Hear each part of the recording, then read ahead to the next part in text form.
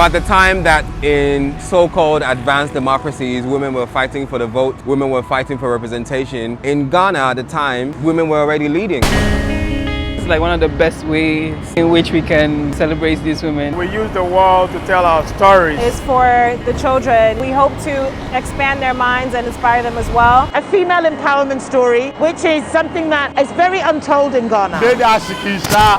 Lived in Tema. Tema also is in the building. They are iconic. I would say all of them are my favorites.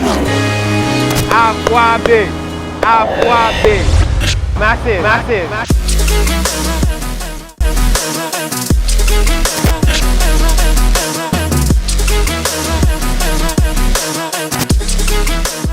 At the Tetekwashi interchange, making a really iconic mural to celebrate some very iconic Ghanaian women. So this project has an 8-week delivery period. Hopefully in 8 weeks we should be done. All put together, it's about almost a 200-meter stretch of surfaces.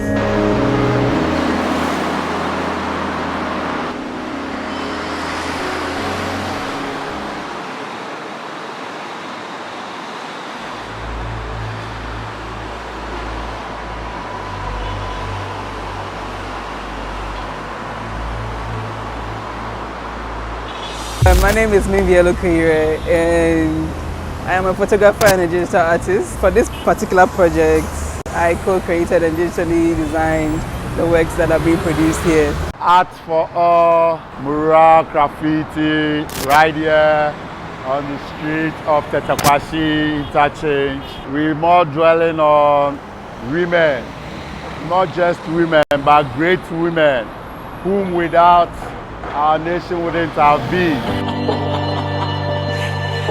Wayo is my brush name. I'm an artist. I paint, I design, I do graffiti. My role here is to paint the faces and then the bodies, whilst my other guys continue with the clothes and the fabric on the wall. It has been a great experience spraying their costumes. It's like I'm creating fabrics for all of them. Not just the normal fabrics I know. It's not an ordinary fabric.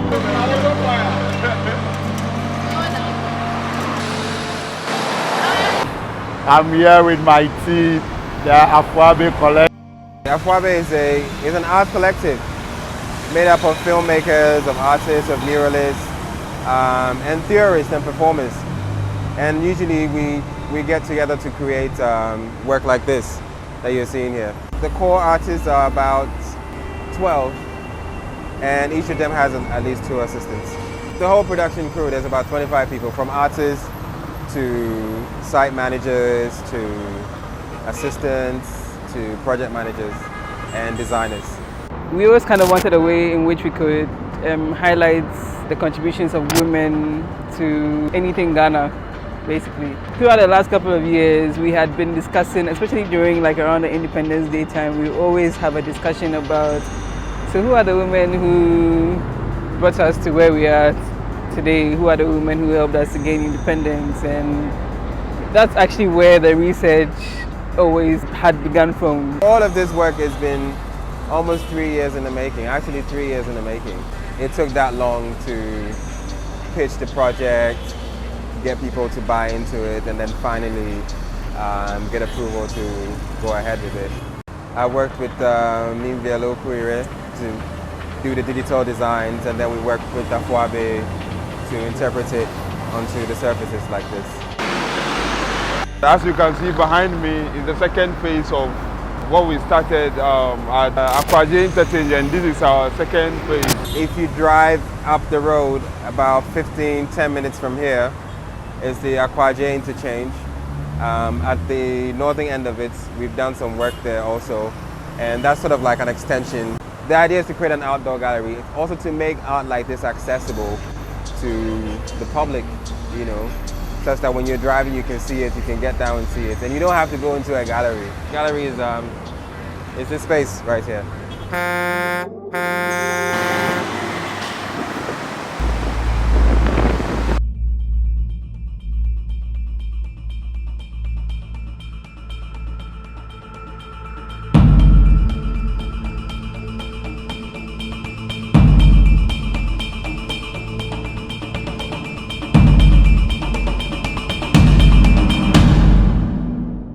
is like the first one that's like almost complete. There are just a few things that we need to do on the site, and then the work will be done.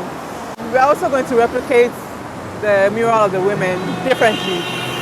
That will go on the other side, right opposite it.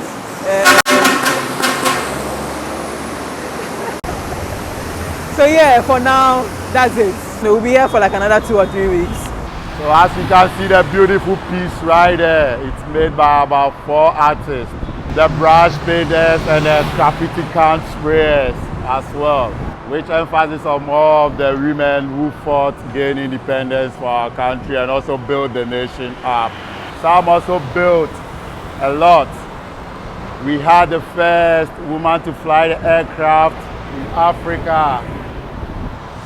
Our others also built big industries and companies to serve the nation, which most of us have not heard about. We don't even know about them. But now we are here to tell their stories and share with the world as well. We had some really cute visitors. We had some children, and to be quite honest, art like this and all the art that we do is at the very base of it all is for the children. It's for young people who interact with this art on a daily basis. So we hope to expand their minds and inspire them as well. But the cute little girls that were here were actually painting, and they were being taught by one of the legendary artists, street artists here at Alicoe, and I think it was a beautiful thing to see and to experience, and for them to take part in.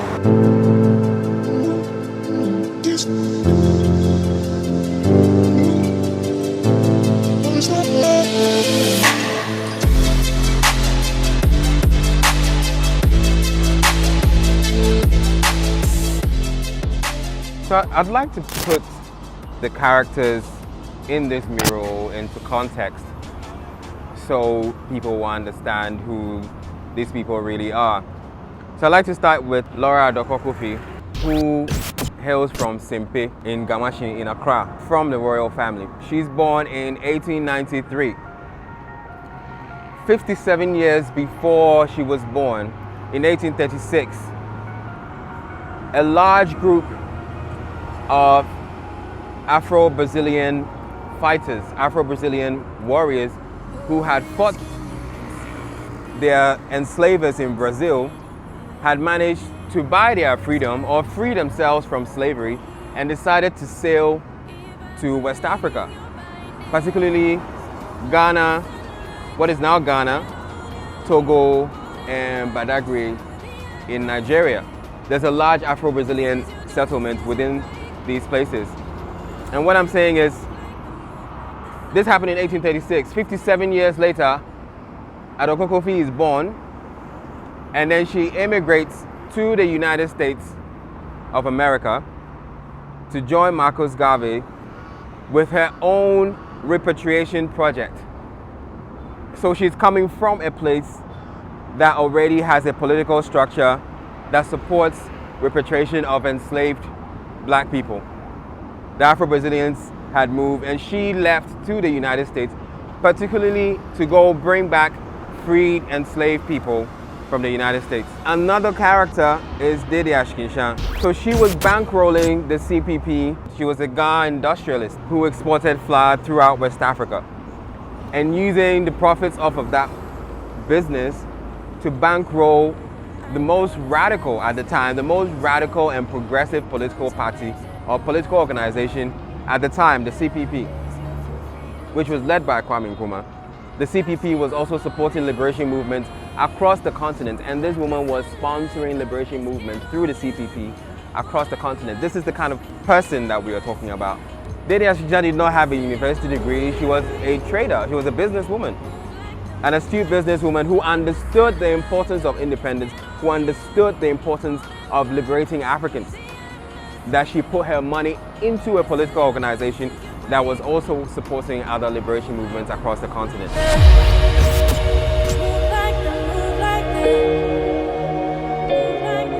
They can't be forgotten. It's not about men alone. And it's an inspiration for the upcoming ones. to also get motivated that they can do it to help the nation grow more. This is like our third or fourth week here. We have about 6 weeks to go to get everything done. For today, there's really not much happening because the weather is like playing some games with us, and you know, paint and rain there doesn't really go together. So today, the place is a bit quiet.